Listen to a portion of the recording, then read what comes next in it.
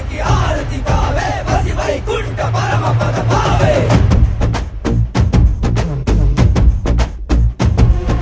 Shri Anjaneyam ప్రసన్నాంజనేయం శ్రీరామదూతం